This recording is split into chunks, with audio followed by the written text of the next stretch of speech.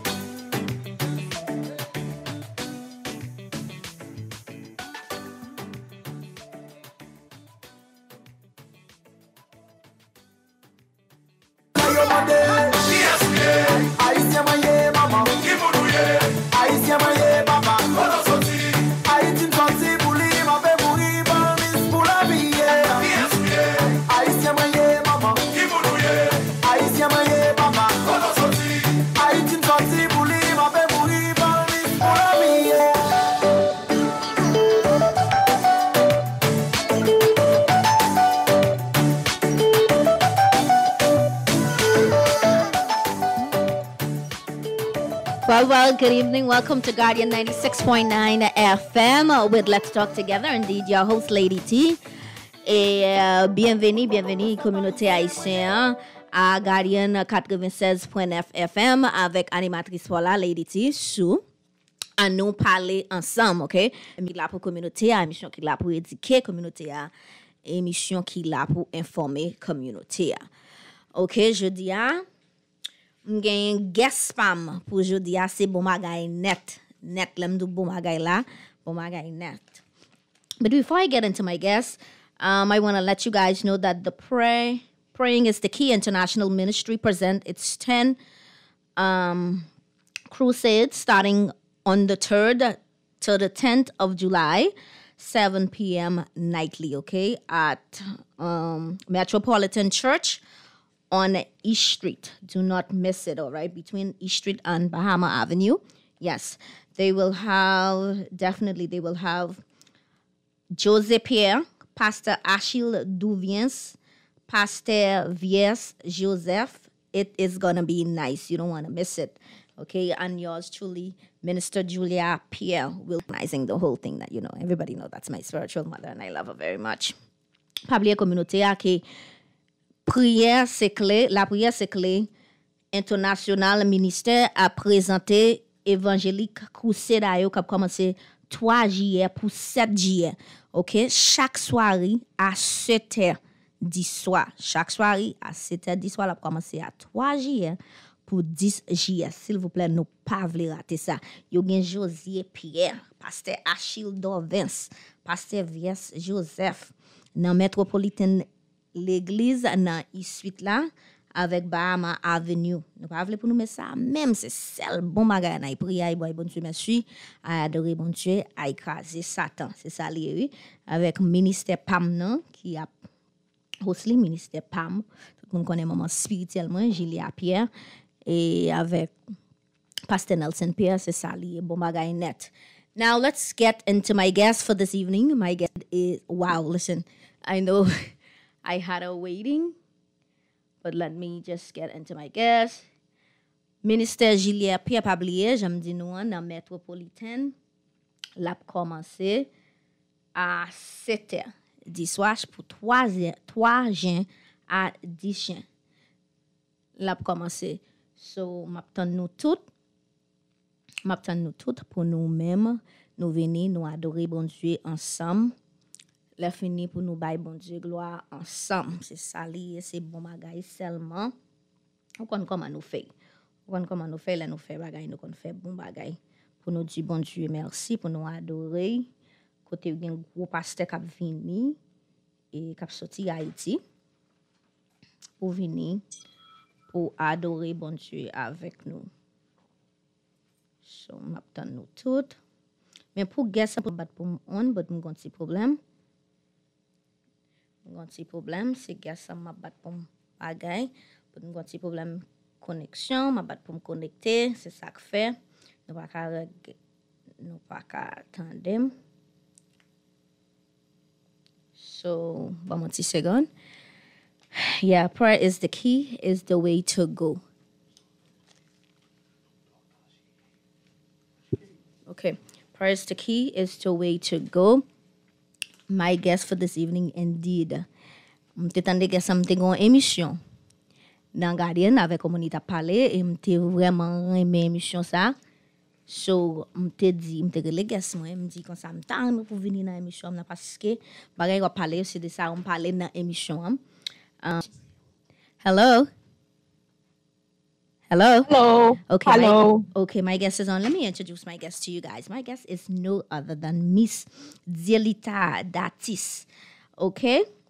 Listen to me. A proud Black Haitian woman who was born in Haiti, raised here in the Bahamas. She's currently living in Canada. And listen, where she called Canada home, definitely. Self-proclaimed migrant. Dielita is the co-founder of Ubienta Mobilization, an organization that facilitates anti-research, and she's also there at a workshop that educate Haitian women that's living in Canada also. Listen, she is great. She is awesome. She's an advocate.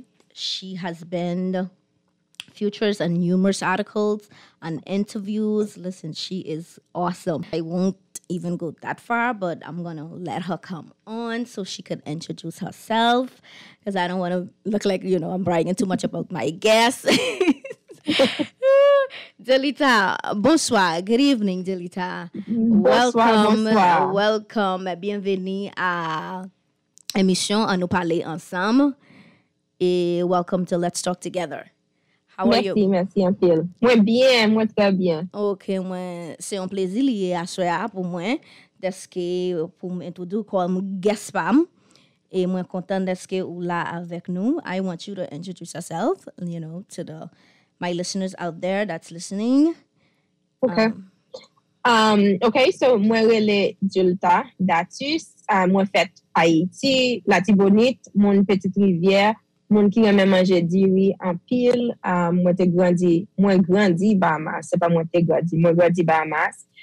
Moi fait toute l'école moi Bahamas, après ça moi été laissé pour collège, je passé 2 ans Jamaïque, après ça moi été appliqué au Canada et depuis quelques années moi gagne ma vivre Canada, so kounya Canada, c'est la caille, mais of course la caille toujours été la caille.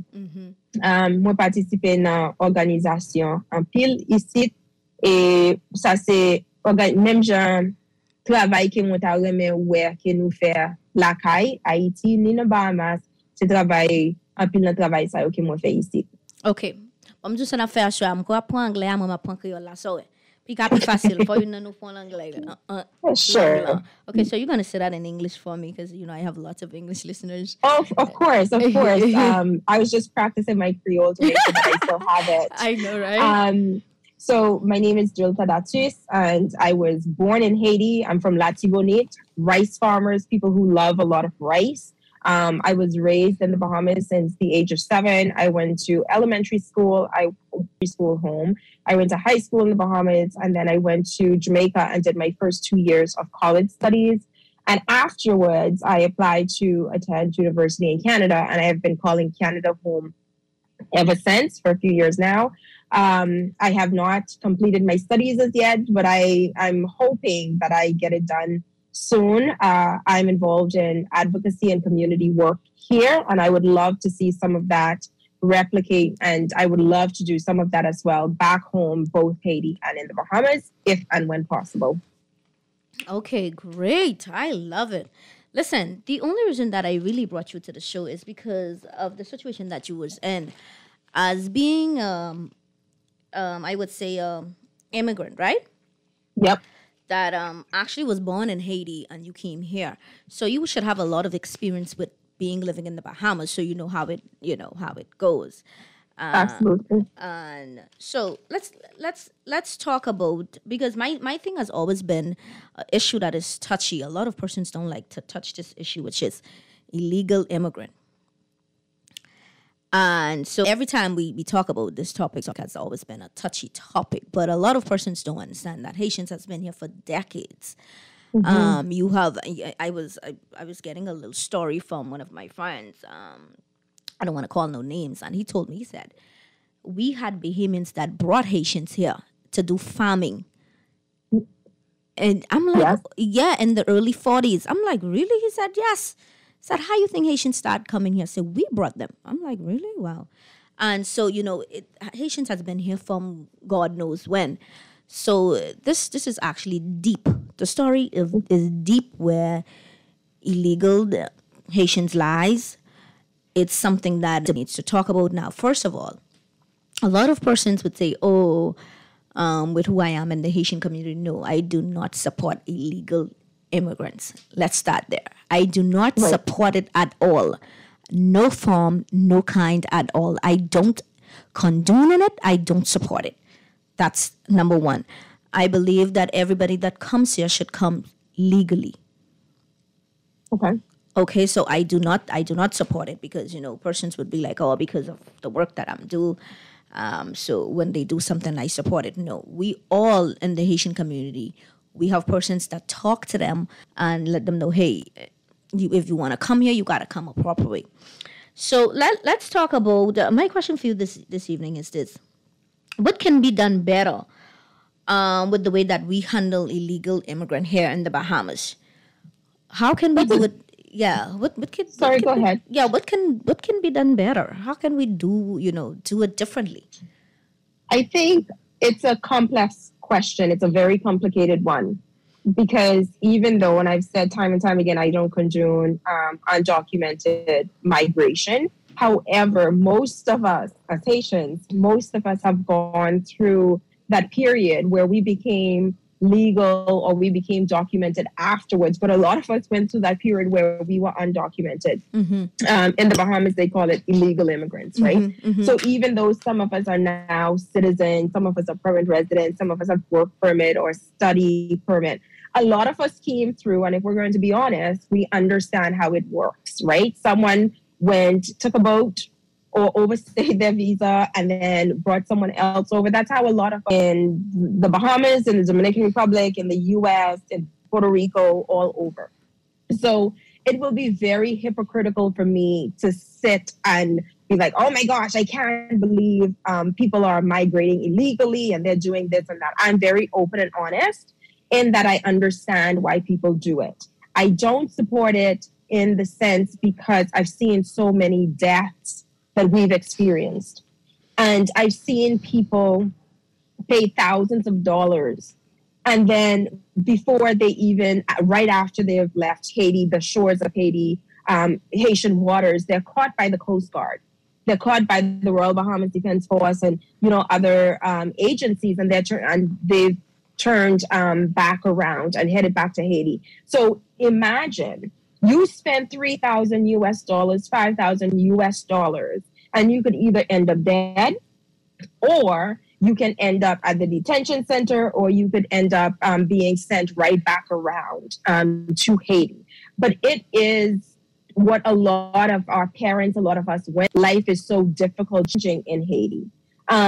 But to answer your question, I do encourage people as much as possible to take the legal route. It's difficult. It's a little bit more expensive, but at least you're not risking your lives on the open seas, because I am tired of watching our brothers and sisters, our Haitian brothers and sisters, being laid to rest with no names attached to them, and having community clean the bodies, and we don't know what their names are. We don't know their ages. Children and women, people who are pregnant, right? Taking the boats. Like, it's so dangerous. Even though I know for a fact that it's because they're trying to search for a better way of life, but it's so tragic that I wish that we could find a way to stem that flow.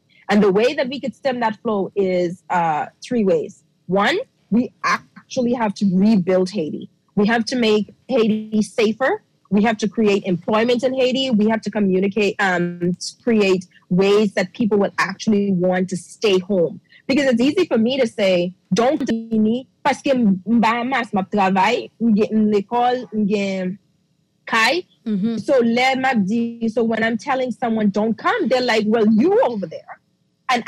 And you don't know what is happening in Haiti. So for a lot of people, when we're having these conversations and we're saying don't come, they're like, well, you go to Haiti and I'll take your space. Because it's very difficult right now living in Haiti.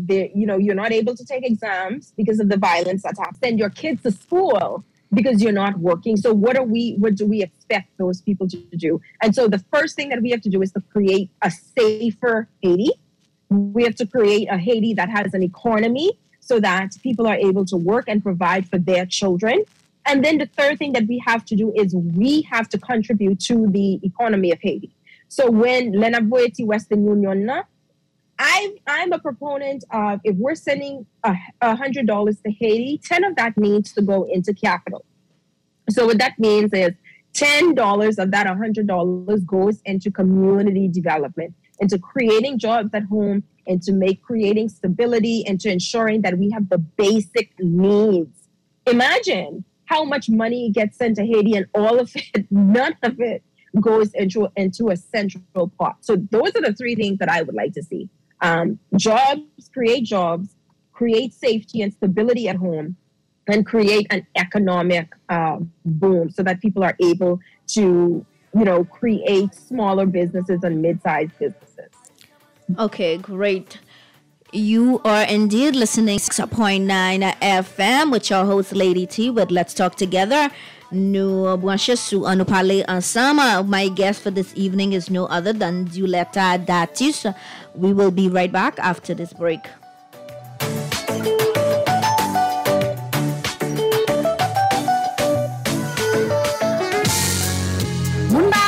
Côté nous, mais bonne nouvelle, approchez pour nous coûter. La prière, c'est que les réseaux de prière international a invité on en grande croisade évangélique internationale. À frère Josué de Gonaï. J'entends de la frère Josué paraît pour prêcher l'évangile dernier temps sans bail. L'évangile, c'est pas ça. Et pas ça on proclamer. Mais c'est ça qui est en temps. Mandel, Nelly, nous n'a pour frère Josué face à face dans l'église métropolitaine Church of the Nazarene. En pile baka pour tomber, en pile monde pour libérer. En bas on t'aime tourner vinn joindre Jésus. Un jour l'éternel là pas loin arrivé. Dans le livre Sophonie chapitre 1er verset 7 à 15. Parce que évacuation équipe missionnaire dans Philadelphie a débarqué. Équipe missionnaire dans Freeport dans Abaco a débarqué. Salmiste Estin de l'homme adorateur préféré peuple Bahamas là a bla.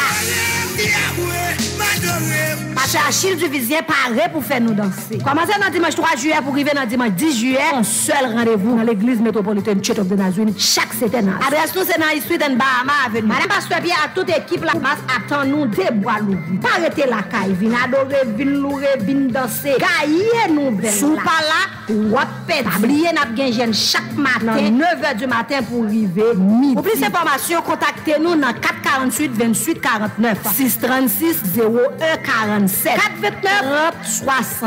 Vive l'évangile, le sang de Jésus.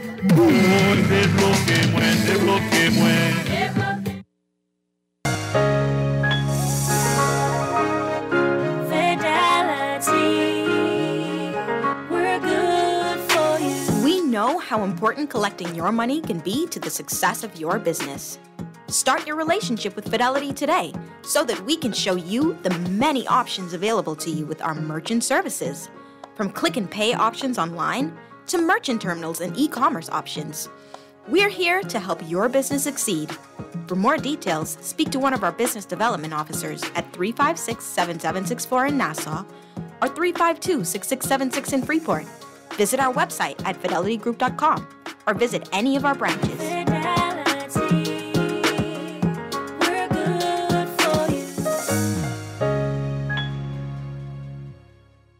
Frank, what you doing? Looking at some new insurance options, Uncle Joe. Insurance? You should have asked me. I've got a guy on Collins Avenue who does my motor insurance. My home policy is through a lady I work with. Now, Johnny from the gym, he's going to hook me up with medical and life. Now, for pensions, I'd like to spread that one around a little. Or I could call CG Atlantic. They do all of that. With all the insurance and pensions cover you need in one place, we're like an uncle that doesn't give you bad advice. CG Atlantic. Good like that. This is Guardian Radio, your station for up-to-the-minute news, intelligent, interactive, and 96.9 FM.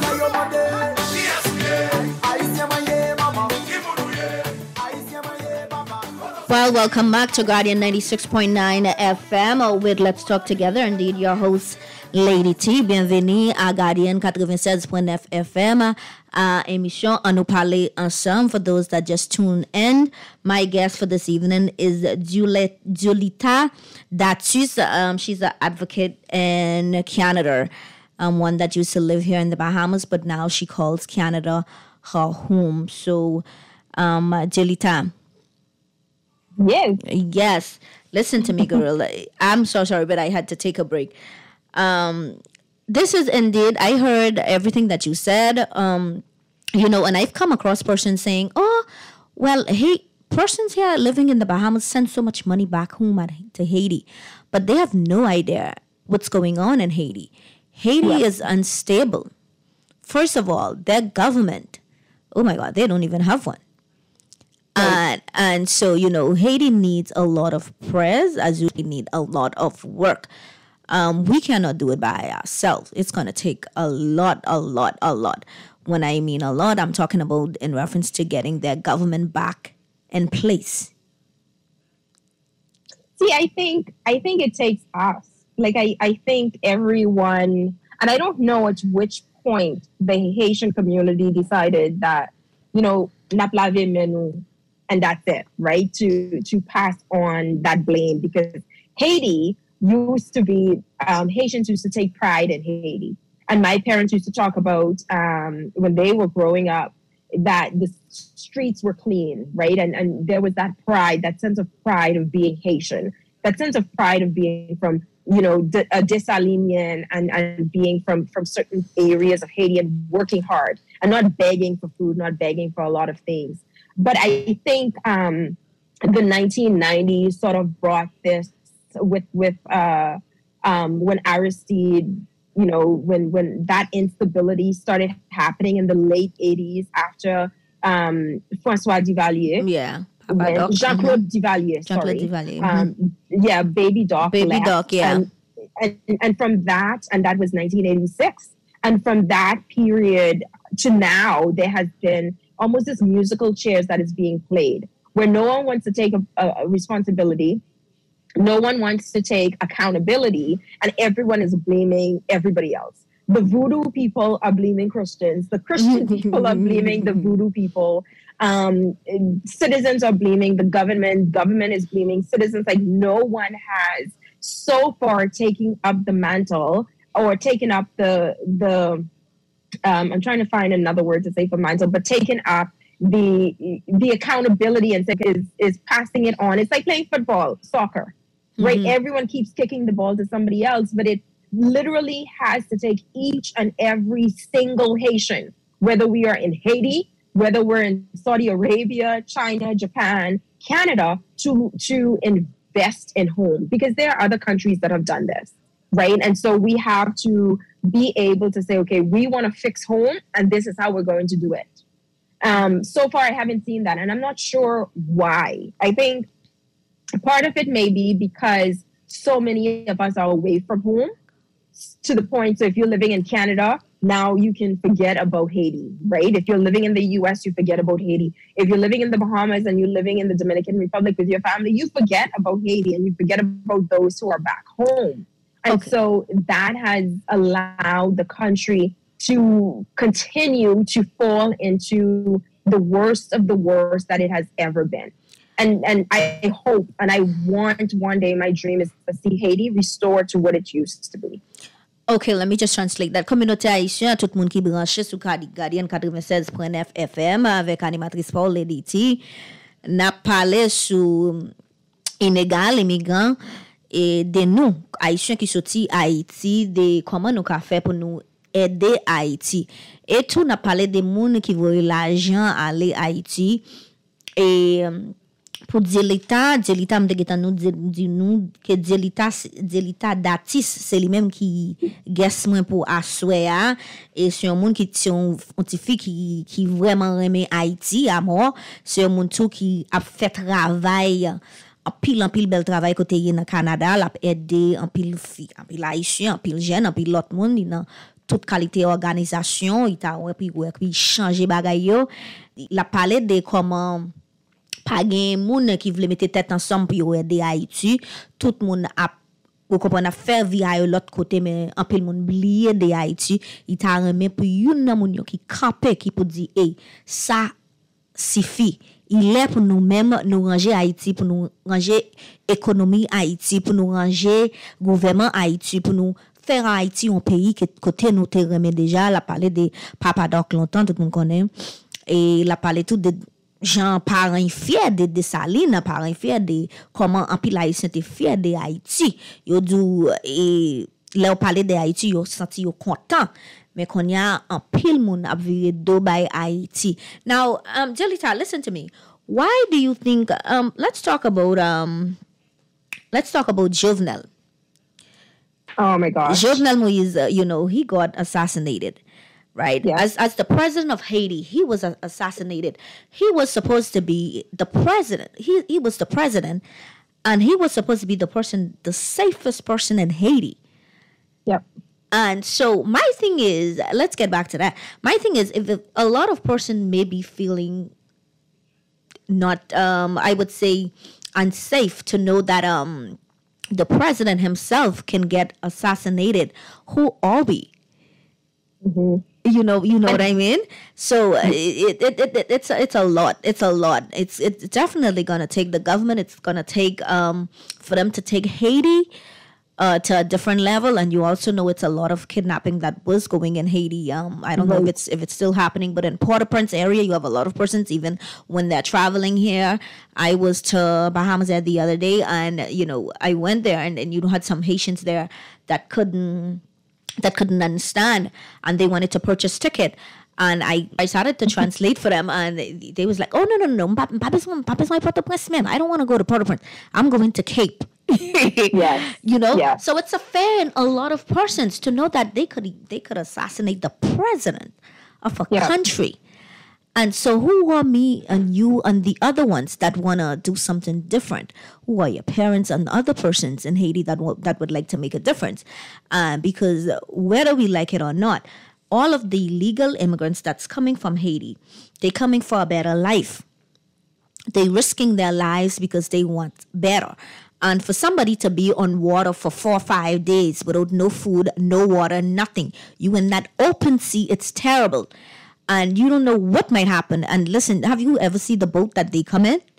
And that's why I remember because I used to ask my dad about it, and so he took me to the dock, the Port-au-Ski dock, and he said this, and I was like, how? Okay, how? So to see you risking your life like that, it must be where you are is terrible. And you just want to get away. You don't care whether you live or not, as long as you get something better from where you are. So for you to be in that position where you want to leave your home so badly, in that predicament, in that situation, it must be severe. Yes. And there's a quote that says, people would not risk their lives on the open seas if what they were leaving behind was not worse than that. And that's my biggest issue with what's happening in Haiti. Everybody's leaving. Yeah, so we're all leaving. Right. That's true. Everybody's leaving because Haiti is unstable. We already know that the government in Haiti, the structure of government in Haiti needs to be addressed, which is the most important thing. People need to feel safe. And so if you're in a country you don't feel safe, nothing is going right. You know, food in Haiti, it's terrible. My father is there now. And when you have persons in Haiti, and I have to be sending them money because things is very expensive in Haiti. Right. So because of the government issues that they have in Haiti, everything is high. So if you don't have no American dollars, you can't purchase anything. So for you to be leaving, for you to stay, what do you want to stay, but what are you staying to? Right. For example, you have a lot of persons in Haiti that don't have nobody living here, nobody living in Canada, nobody living in the States. So therefore, what they doing, whatever little merchandise they could sell, they sell it and they try to get a better life. That's the first thing they do. They sell whatever they could sell to just try and get away, to better their kids and their wives. They leave their wives in Haiti to come here, to go to other countries just to look for a better way of life. And we must understand that. What are you going to stay to? You want to stay in Haiti. You want to help. But what are you staying to? What are you trying to help? Like, Haiti needs to be stabilized properly, and it needs to be, in a way where persons could feel safe in order for them to stay there. See, Haiti is a civilized country. However, within the past, I left Haiti when I was 7, and that was in 1989. And so unlike a lot of other of my peers, I went through that period of baby Doc, because when I was born, he had just assumed, taken over for his dad who had passed away. And so I remember Haiti before and after that dynasty, if you want to call it that. But when there were, I believe you had every 3 months, every 6 months, there was a coup d'etat. Mm-hmm. So you would have a president today, and then in 3 months, it was Nafi Maniga, it was Cedras, it was like all of these people. It was literally like it was literally musical chairs. And I remember that there would be people protesting, wanting democracy, wanting to vote. But at that period, there was still this sense of urgency to hold on to what Haiti was. So you still had the Haitian army, you still had the Haitian police force, you had, we were still at that time competing in the Miss Universe pageants, the Miss World pageant. So there was still this sort of pride around what Haiti was and what Haiti could be. So people stayed. There were people who risked their lives, who had been in exile in the Congo, who were exiled in France, who were in Canada, who were coming back to Haiti to try and make things better. So you had a lot of journalists, teachers. What happened in the 90s, I think that has created the instability that Haiti is experiencing now, is the brain drain, where people no longer want to stay and teach, where doctors no longer want to stay because they don't feel safe, their families are not safe, where journalists, who were the ones holding the politicians accountable, were being assassinated in broad daylight. Okay. Where you had lawyers and judges and all of these people. So people left. So now that those people have left, there's really no one left at home to ensure that the country continues to go forward. And so and then I think we cannot forget the occupation of Haiti. Haiti has been occupied by foreign boots since 1990. Mm-hmm. Since 1990. That's an entire generation. So you've had United Nations troops in Haiti that has contributed to the instability of Haiti. I don't want people to forget that part. Because when you're occupied, that means you don't actually have a legitimate government that's in power. Aristide came in, and then they took him out, and then Préval came in, and then I think Préval in recent years was the only president that actually completed both of his terms.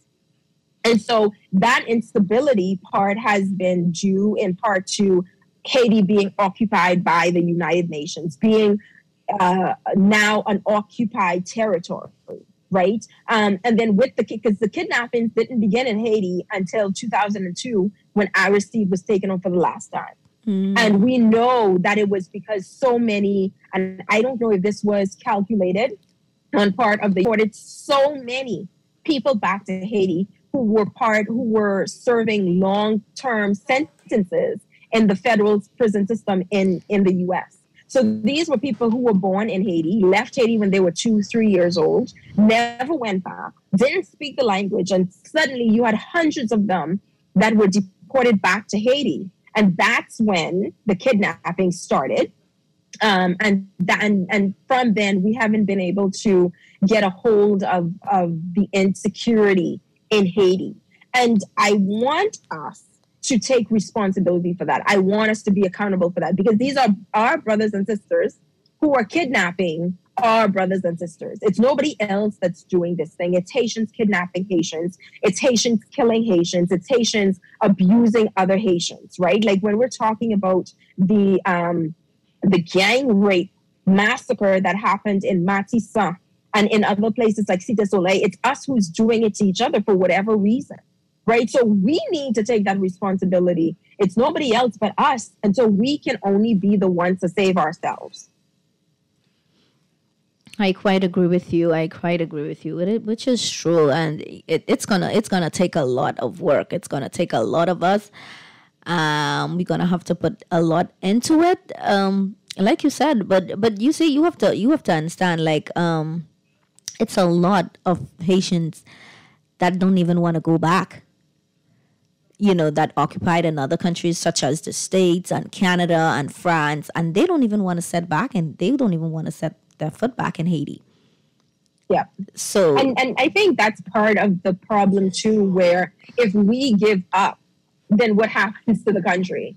Yeah. Right. Like, so if we and I used to talk with my parents about this all the time, where they say, if everybody leaves, what happens to those who are left behind? We can't, because if we at this point have given up, then that means that the country is no more. And I still have cousins. I still have my favorite aunties still live in Haiti. My uncles still live in Haiti. My best friend that I grew up with since I was 4 years old, she still lives there. So at no point can I say, that's it, lave me, and give up. I still have to try as much as I can to keep optimism alive. 1 second, sorry. Hello, good evening. Welcome to Let's Talk Together. Hi, Lady. Good evening, ma'am. How are you? I'm good. I'm calling to tell you keep up the good work.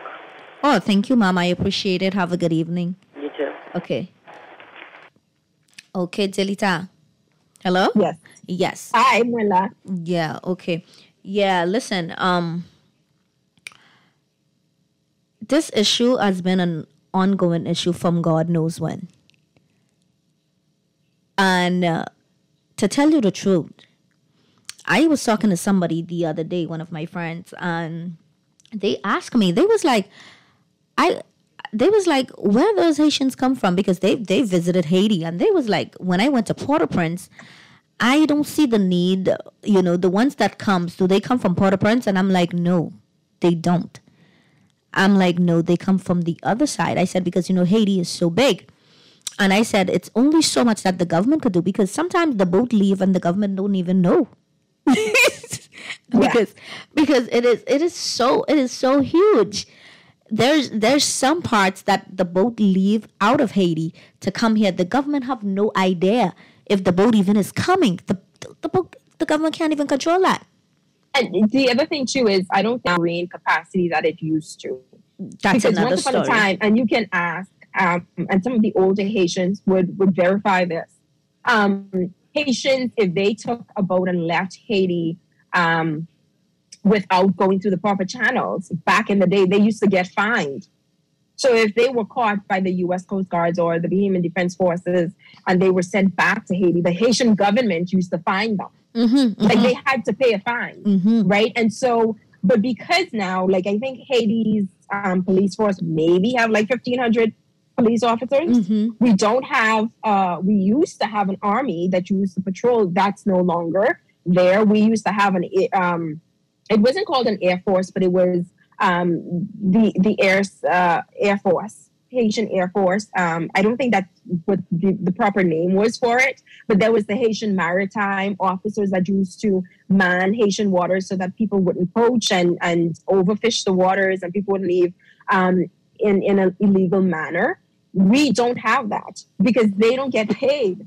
And so the 1,500 maybe Haitian officers that you have, then they're getting paid it's like little bit, right? They don't have the health benefits and they don't have any of these things. And so there's not that support, which is why I keep telling people, if we want to fix Haiti, then we need to put our money where our mouths are. We need to tax ourselves. Haitians don't pay taxes. I know that for a fact. We do not pay taxes. We will go home. Our parents will go home and they will argue with the Haitian customs officer about why they need to pay the $15 entry fee.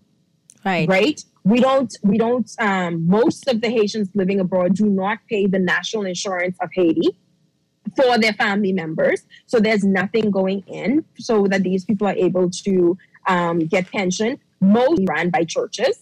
So there's not that building up of community. Jelita, hold on for me 1 second. We'll be back, please.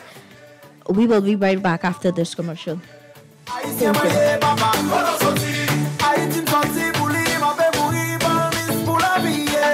Access Accelerator Small Business Development Center is here to help small businesses throughout the entire Bahamas.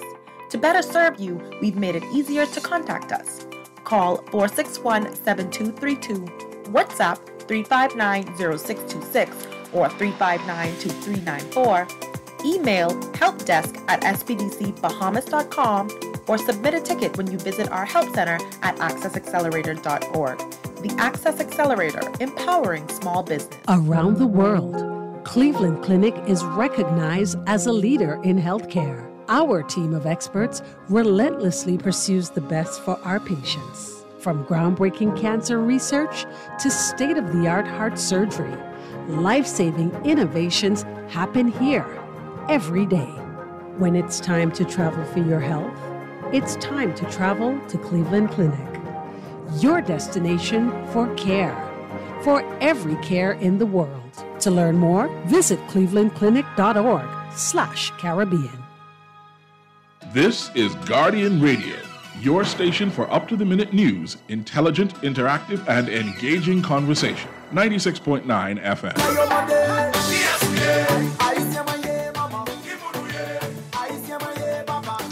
Welcome back to Guardian 96.9 FM, which with Let's Talk Together. Indeed, I'm your host, Lady T. And my guest for this evening is Jelita Datus. And we are indeed talking about illegal immigrant and also Haiti. What can we do to prevent Haitians from coming? How can we address the situation in Haiti? You know, it's a lot. Jelita, repeat it. Listen, to tell you the truth, right? I know that for the work that you're doing in Canada, being an advocate and the way you handling your part with the Haitian women down there and the difference that you would like to make in Haiti, what are your plans for this year? What are you gonna do? What do you intend to do since you want to go back and assist Haiti? What are you gonna put in place into doing so, and when would you like to start? So one of the things that I would like to do is to start a small library in each little community, like to get us to not to send books back home, parce que moun reme voye pepe Haiti, but we don't like to buy from Haiti, right?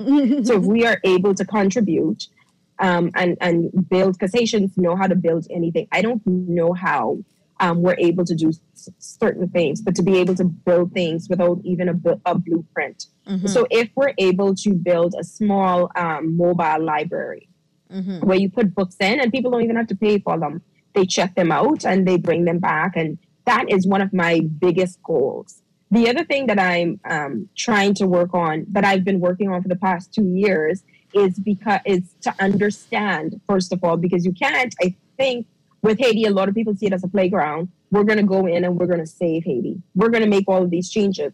Haitians in Haiti are the ones who know how best to fix Haiti, because we don't live there. Like, I live in a country where it becomes minus 40 at times and it gets cold. And now that it's summer, sun sets at 11 p.m. Mindset of it could be cold as minus 40 and sun sets at 11, when in reality, that's not what happens. So what I am doing, and I have been doing for the past 2 years, is working with Haitians in Haiti to find out what their needs are. Because a few years ago, I remember I reached out to this gentleman who is a lawyer and works with a Haitian justice group in Haiti. And I said to him, I explained that I was raised in the Bahamas and that I'm tired of seeing so many people lose their lives on the open seas. And I said, how is it that we can create a PSA or a public service announcement or a commercial on Haitian radio and in the papers to tell these people not to come? Don't take the boats to go to Bahamas. Definitely. And listen, before I cut you off, right? Our league pastor here is Pastor Jean-Paul Charles. And I'm a part of the Haitian community leaders. And persons wouldn't understand and they don't know. We have Louis Georges, we have Robert Zedone. And listen, we've always been having those meetings to different churches and whatever meeting we have. Our thing is that we do not want you to come if you are coming here illegally. That has always been our thing. Everybody, and a lot of persons wouldn't understand that. They'd be like, oh, because you're part of the Haitian community, you are behind it or you condoning it. No, we do not. We do not condone that. And we always had meetings to different churches and, letting them know it is so dangerous. Please let your family know that. The family that is in Haiti now, let them know. Do not come here if they want to come here illegally. Try come here the legal way.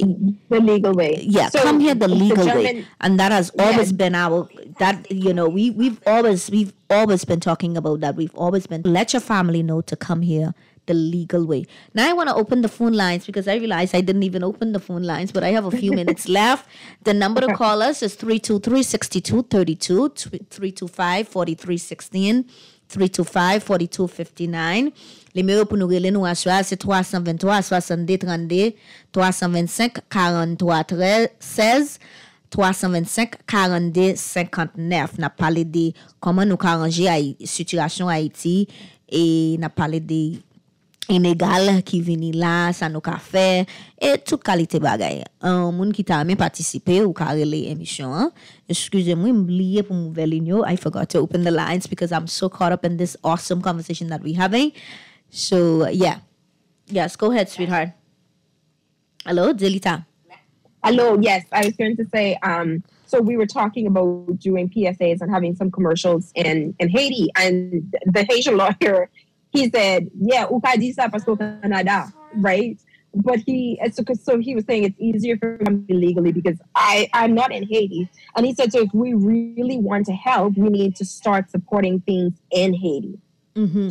So instead of, if we're going to tell people not to come, we need to create things that will allow them to stay home, that will allow them to become entrepreneurs, that will allow them to go to school, that would allow them to obtain an education, but also a job.